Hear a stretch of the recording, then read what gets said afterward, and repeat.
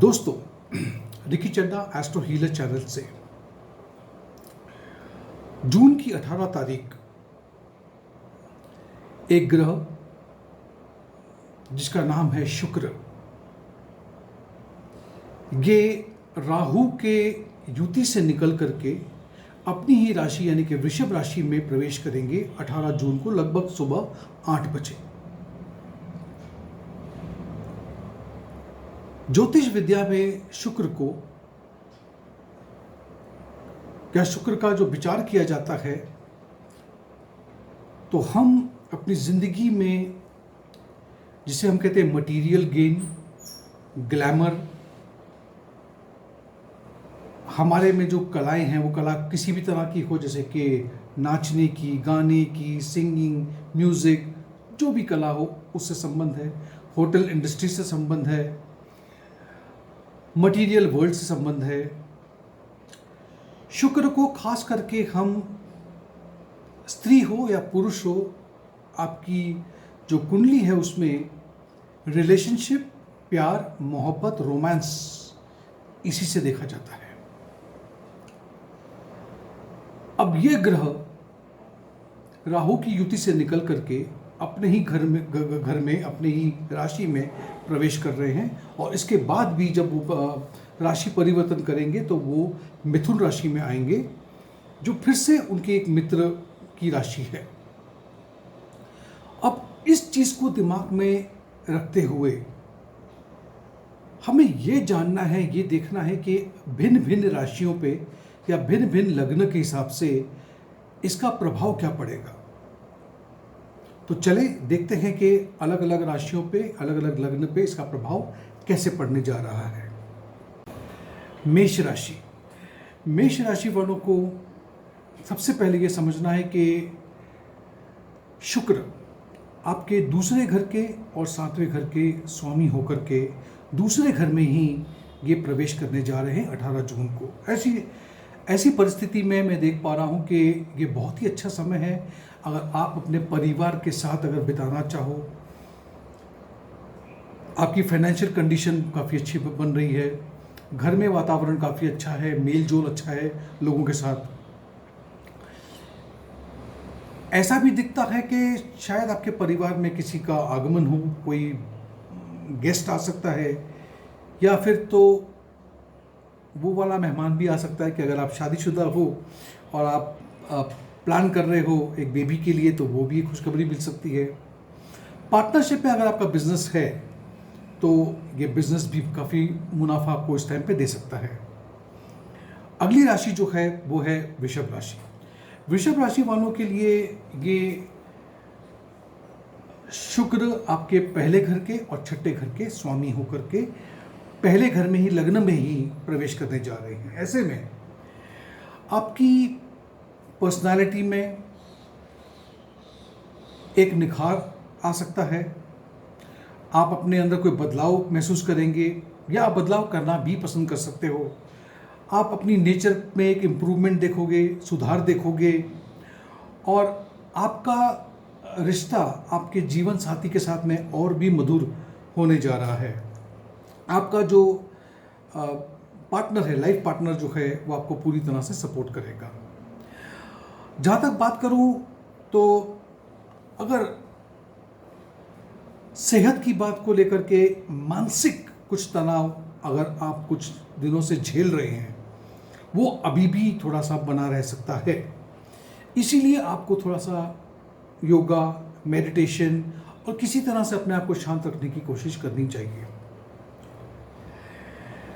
लेकिन वहीं पर अगर कुछ दिनों से आपको कुछ बीमारी ने जकड़ के रखा है, परेशान करके रखा है, तो उससे आपको निजात ज़रूर मिल रही है। यानी कि कोई क्रॉनिक अगर कोई डिजीज़ है, उससे आप बाहर रिकवर कर रहे हो। अगली राशि जो है वो है मिथुन राशि। मिथुन राशि वालों के लिए आपके 12वें घर के और आपके 5वें घर के स्वामी होते हैं शुक्रदेव। अब ऐसे में आप जानते हो कि 5वां घर जो है वो कला का है, बुद्धिमानता का है, लव रिलेशनशिप का है, बच्चों का है, स्टॉक एक्सचेंज से इसका संबंध है, और 12वां घर जो है वो विदेश से संबंध रखता है, वो खर्च से, एक्सपेंसेस से उसका संबंध है, और कुछ लॉसेस भी दिखते हैं इससे। लेकिन यहाँ पर सिर्फ एक ही बात का मैं एक कह सकता हूँ कि आप अगर अपने खर्चों को थोड़ा कंट्रोल करेंगे तो वो काफ़ी अच्छा रहेगा, क्योंकि बहुत जल्दी 5वां घर जो है वो आपको बहुत सी चीज़ों की तरफ आकर्षित करेगा, और आप बोलोगे चलो खर्चा कर लेता हूँ, कोई दिक्कत नहीं है, आगे देखा जाएगा। तो ऐसे में आपकी आमदनी से ज़्यादा आपका खर्चा अगर हो जाए तो वो परिस्थितियाँ थोड़ी सी डावाडोल हो सकती है। वहीं पर अगर आप में से कुछ लोगों की इच्छा रही हो या अभी भी है बाहर विदेश जाने की, तो आपकी इच्छा पूरी हो सकती है। शादीशुदा लोगों के जीवन में खाली इतना है कि आपका जो जीवन साथी है उसकी तबीयत थोड़ी सी बहुत ऊपर नीचे हो सकती है। आप खुद भी छोटी मोटी बीमारियों से ग्रसित रह सकते हैं, इसीलिए आपको अपने खाने पीने पे ध्यान देना होगा, थोड़ी बहुत वर्जिश करनी है, एक्सरसाइज करना है, थोड़ी मूवमेंट आपको रखनी होगी। अगली राशि है कर्क राशि। कर्क राशि वालों के लिए आपके चौथे घर के और 11वें घर के मालिक होते हैं शुक्र, और अभी चौथे घर में ही है।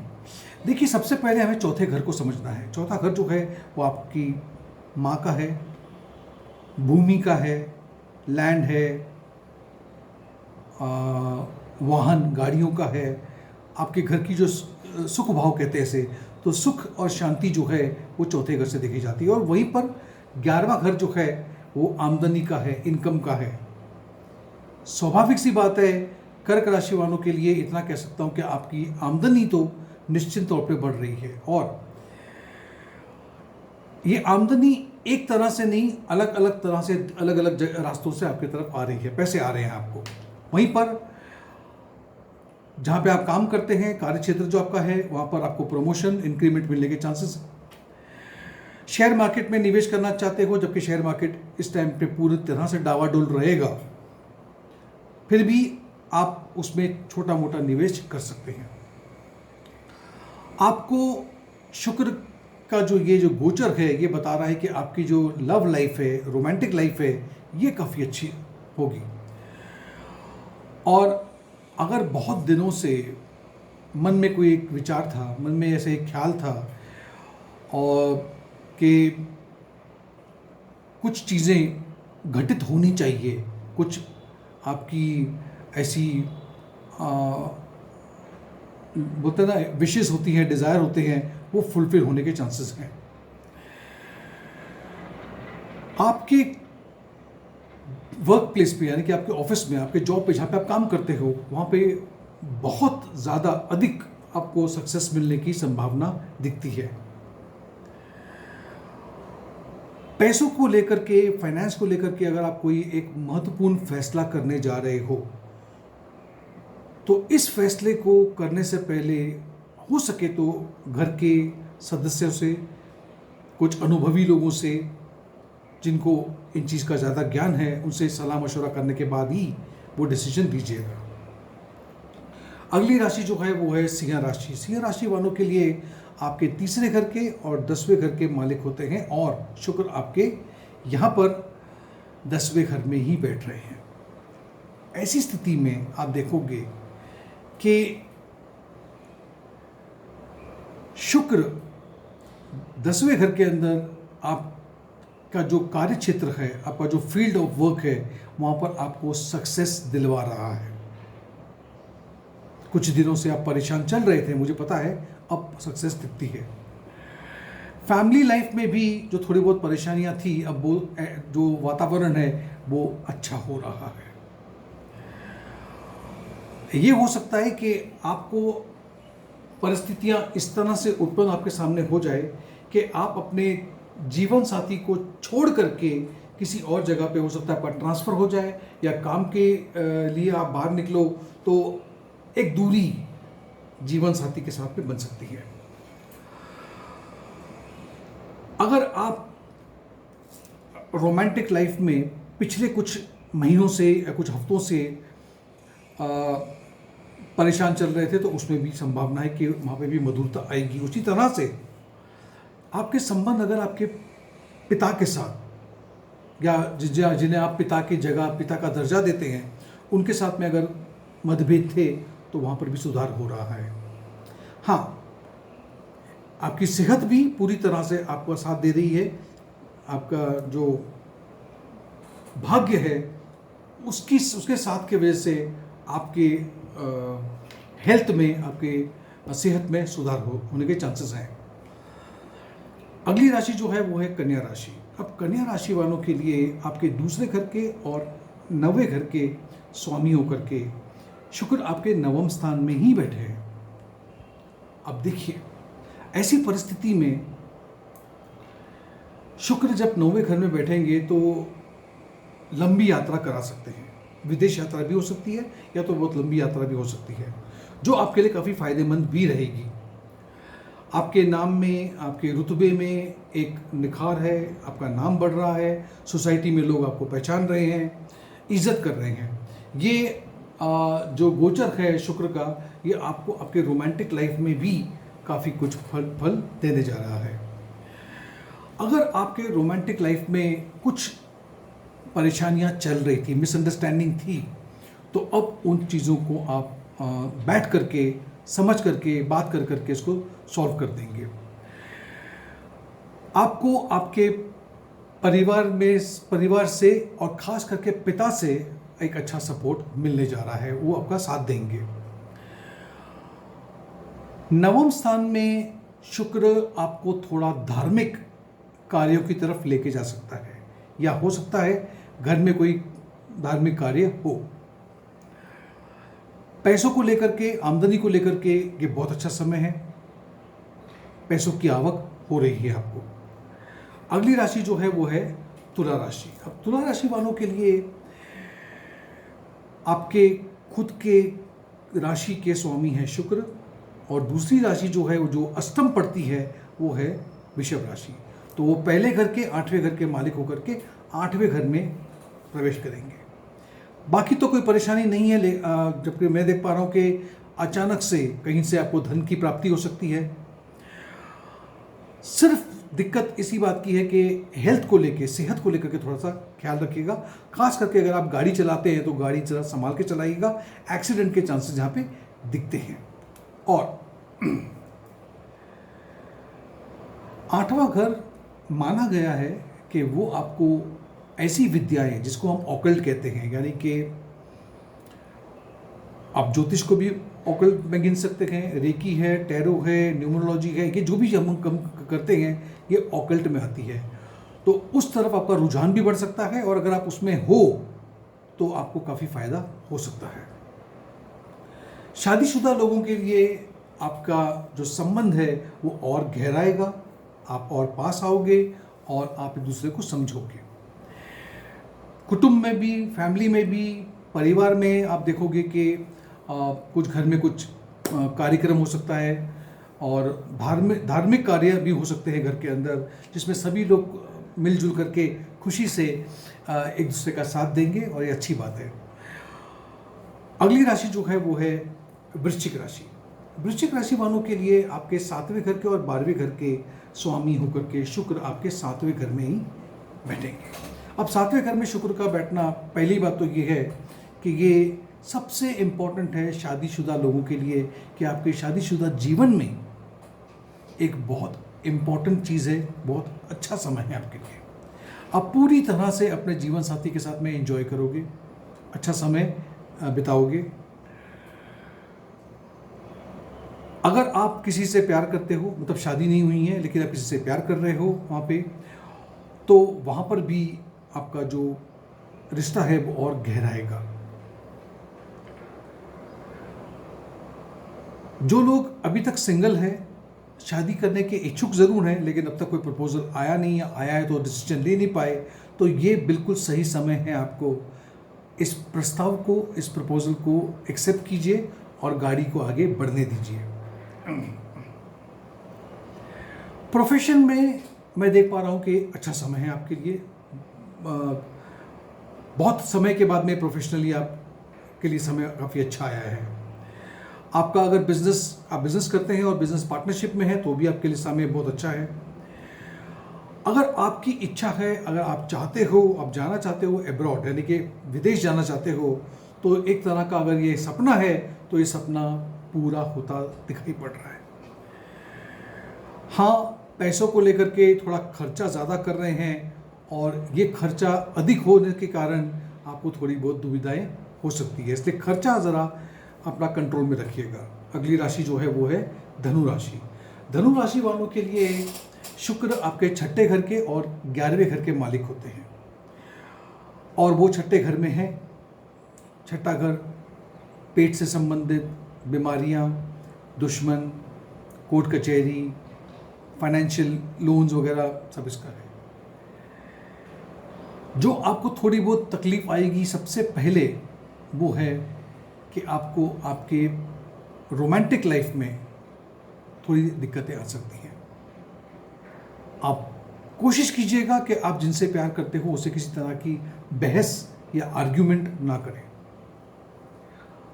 क्योंकि छठे घर का बताया था, इससे हम अपने शत्रु भी देखते हैं, दुश्मन भी देखते हैं, तो वहाँ पर थोड़े वो एक्टिव हो रहे हैं, यानी कि कुछ लोग हैं जो आपके पीछे कुछ प्लानिंग कर सकते हैं। तो मैं आपसे कहूँगा कि आप पहले से ही सतर्क हो जाइए, और हो सके तो अपने मन की बात, कुछ काम अगर आप करने जा रहे हैं तो किसी को बताइएगा मत, क्योंकि पता नहीं कौन दोस्त है और कौन दुश्मन है, ये जानना आज के समय में बहुत मुश्किल है। पैसों को लेकर के भी खर्चे आप ज़्यादा करोगे, और वही आपको तकलीफ में डाल सकता है। हो सकता है कि आप फिर लोन लेने की सोचो, लोन ले भी लो। कोशिश करना कि बैंक से ले रहे हो तो ठीक है, वरना किसी दूसरी जगह से लेने से हो सकता है कि थोड़ी बहुत परेशानियां हो जाए। शादीशुदा जीवन में कोई दिक्कत नहीं है, आप अच्छे से एंजॉय करोगे, कोई प्रॉब्लम नहीं है उसमें। आपको क्योंकि छठा घर है तो आपको बीमारियों से थोड़ा सा परेशानी हो सकती है, खास करके छठा घर जो है वो पेट या पेट से संबंधित चीज़ें ये कर सकता है, तो इसलिए खाने पीने पे ज़रा ध्यान रखिएगा।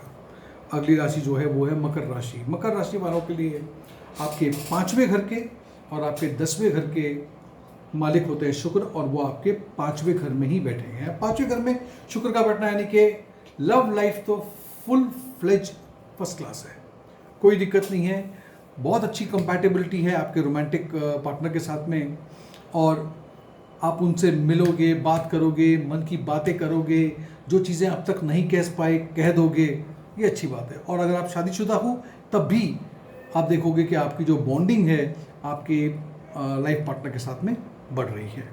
वहीं पर 5वां घर ये भी बताता है कि हमारी अगर आप एक विद्यार्थी हो और पढ़ाई कर रहे हो, ऐसे में ये आपको पूरी तरह से सक्सेस दिलवाने का समय है। आप अगर थोड़ा ध्यान देंगे, लक्ष्य बनाए रखोगे, तो आपको हर तरह की कामयाबी यहाँ मिलेगी। अब ये भी देखिएगा कि आप अगर किसी फॉरेन यूनिवर्सिटी में जाना चाह रहे हैं आगे की पढ़ाई करने के लिए, तो भी ये कम से कम सही समय है उस चीज़ के लिए अप्लाई करने का। आप अप्लाई तो कम से कम कर दीजिए। अगली राशि जो है वो है कुंभ। कुंभ राशि वालों के लिए शुक्र आपके 4थे घर के और 9वें स्थान के भाग्य स्थान के स्वामी होते हैं, और अभी 4थे घर में बैठे। 4था घर जो है वो सुख भाव कहलाता है, मातृ भाव कहलाता है, यानी कि माँ का घर कहलाता है। वहीं से हम प्रॉपर्टी देखते हैं, वहीं से हम वाहन देखते हैं, वहीं से हर तरह की कंफर्ट और खुशियाँ देखते हैं, और भाग्य भी साथ में जुड़ जाए तो ऐसे में क्या चाहिए आपको। घर में वातावरण अच्छा है, रिलेशनशिप में, प्रॉपर्टी में, घर के वातावरण में, हर लिहाज से ये आपके लिए काफ़ी अच्छा गोचर बनने जा रहा है। हो सकता है आप में से कुछ लोग सोचे कि एक नया घर ले लें, नई गाड़ी ले लें। अगर घर ना भी ले तो कम से कम जो घर है उसको थोड़ा सा दुरुस्त करवा लें, बनवा लें, रेनोवेट कर लें, रिपेयर्स कर लें। बहुत से ऐसे लोग भी हैं जो हो सकता है कि अपने भूमि से, मातृभूमि से दूर चले जाएं, यानी कि जोग्राफिकल शिफ्ट नज़र आता है मुझे। तो वो भी एक, और उसका कोई कारण कुछ भी हो सकता है आपका ट्रांसफ़र हो जाए, तो ऐसा नहीं कि अगर आपको कोई जाना पड़ रहा है तो उसमें कोई नेगेटिव बात है, पॉजिटिव ही है। आपको एक बात का ज़रा ध्यान रखना है कि अगर आप अपने घर से दूर जा रहे हैं, ओके, तो नेगेटिव थॉट लेके मत जाइएगा कि हाय मुझे घर से दूर जाना पड़ रहा है। वहाँ पर कुछ आपके लिए वेट कर रहा है, कुछ है जो आगे के लिए कामयाबी दिलवा सकता है आपको। वहाँ पर मैं आपको एक और बात बताऊँ, आपका जो परफॉर्मेंस होगा चाहे इधर या जहाँ आप जाओगे, वो इतना ज़बरदस्त होगा कि लोग आपकी बहुत सराहना करेंगे, इतना अप्रिशिएट करेंगे, इतना आपको सराहेंगे कि आपकी जो काबिलियत है उसको पहचानने वाले लोग आपको मिलेंगे। प्रमोशन के चांसेस हैं, इंक्रीमेंट के चांसेस हैं, तो हर लिहाज से गोचर काफ़ी अच्छा है आपके लिए। अगली जो राशि है वो, और आखिरी राशि जो है वो है मीन राशि। अब मीन राशि वालों के लिए आपको ये समझना चाहिए कि आपके तीसरे घर के और 8वें घर के स्वामी होकर के शुक्र आपके तीसरे घर में बैठ रहे हैं। तीसरा घर जो है, इसे हम देखते हैं छोटे भाई बहन, अपने पड़ोसी और हमारे पड़ोस में जो मित्र रहते हैं उनकी मैं बात कर रहा हूँ। वहीं पर तीसरा भाव जो है वो हमारी कम्युनिकेशन यानी कि संचार का है। Mass media, communication, sales, marketing, printing, ये जो चीज़ें हैं ये तीसरे घर से देखी जाती है। ऐसे में देखोगे कि शुक्र का उस घर में बैठना, तीसरे घर में, ये बताएगा कि ज़्यादातर आप लोग, जो लोग मीडिया में या किसी आर्ट से संबंधित, एक्टिंग से संबंधित ये काम करते हो, तो आपके लिए बहुत बहुत बहुत ज़्यादा कामयाबी आपको इस टाइम पे हासिल होगी। आपको एक बात का और भी ध्यान रखना होगा,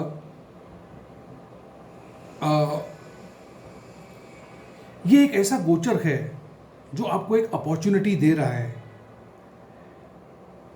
कि आप दूसरों के मन में अपनी कला से, अपने बोलचाल से, अपने विचार से, अपने हाव भाव से एक उनके मन में घर बना सकते हैं।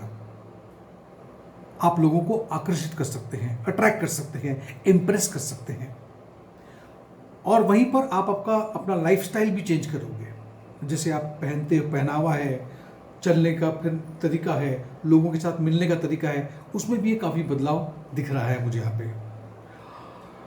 वहीं पर मैं देख पा रहा हूँ कि आपके इनकम में बढ़ोतरी ज़रूर हो रही है, लेकिन वो बढ़ोतरी आपके इनकम में तभी होगी जब आप अपनी तरफ से पूरी तरह से कोशिश करें, संघर्ष करें। थोड़ा बहुत संघर्ष करने के बाद ही कामयाबी आपको मिलेगी। ये एक ऐसा गोचर है शुक्रदेव का कि ये आपको सोसाइटी में मान सम्मान भी दिला सकता है। आपको आपके छोटे भाई बहनों का पूरा सपोर्ट मिल सकता है, क्योंकि तीसरे घर के अंदर शुक्र बैठे हैं। हाँ, मैं ये ज़रूर कह सकता हूँ कि सेहत को लेकर के, हेल्थ को लेकर के, और वो भी खास करके आपके माता पिता के हेल्थ को लेकर के थोड़ी परेशानियाँ आपको परेशान कर सकती हैं। आपको खुद को भी थोड़ा ध्यान रखना होगा सेहत को लेकर के, और माता पिता के सेहत को लेकर के खास करके। तो दोस्तों, ये था मेरा विश्लेषण शुक्र के गोचर पे भिन्न भिन्न लग्नों के लिए और राशियों के लिए। अगर आपको मेरा ये वीडियो पसंद आया हो तो इसे एक लाइक ज़रूर दीजिएगा, इस चैनल को सब्सक्राइब कीजिए और नोटिफिकेशन बेल आइकन पे क्लिक करना कतई मत भूलिएगा। Thank you.